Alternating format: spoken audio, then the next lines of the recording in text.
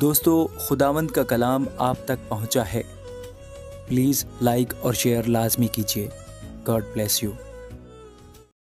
میرے دل میں ایک نفیس مضمون جوش مار رہا ہے۔ میں وہی مضامین سناؤں گا جو میں نے بادشاہ کے حق میں قلم بند کیے ہیں۔ میری زبان ماہر کاتب کا قلم ہے۔ تو بنی آدم میں سب سے حسین ہے، تیرے ہونٹوں میں لطافت بھری ہے، اس لیے خدا نے تجھے ہمیشہ کے لیے مبارک کیا۔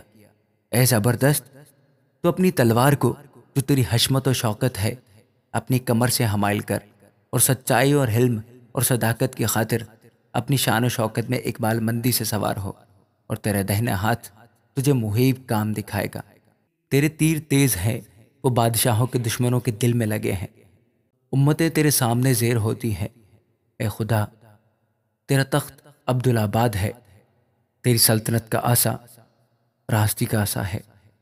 تو نے صداقت سے محبت رکھی اور بدکاری سے نفرت، اس لیے خدا تیرے خدا نے شادمانی کے تیل سے تجھ کو تیرے ہمسروں سے زیادہ مسح کیا۔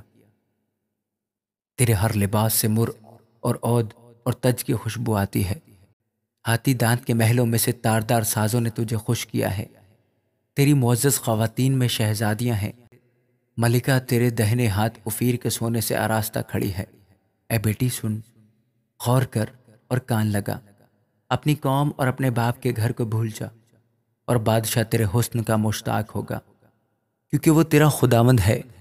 تو اسے سجدہ کر، اور سور کی بیٹی ہدیہ لے کر حاضر ہوگی۔ قوم کے دولت مند تیری رضا جوئی کریں گے۔ بادشاہ کی بیٹی محل میں سرتاپا حسن افروز ہے، اس کا لباس زربفت کا ہے۔ وہ بیل بوٹے دار لباس میں بادشاہ کے حضور پہنچائی جائے گی۔ اس کی کنواری سہیلیاں جو اس کے پیچھے پیچھے چلتی ہیں تیرے سامنے حاضر کی جائیں گی۔ وہ ان کو خوشی اور خرمی سے لے آئیں گے۔ وہ بادشاہ کے محل میں داخل ہوں گی۔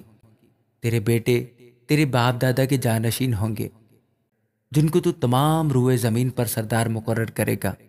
میں تیرے نام کی یاد کو نسل در نسل قائم رکھوں گا، اس لیے امتیں عبدالآباد تیری شکر گزاری کریں گی۔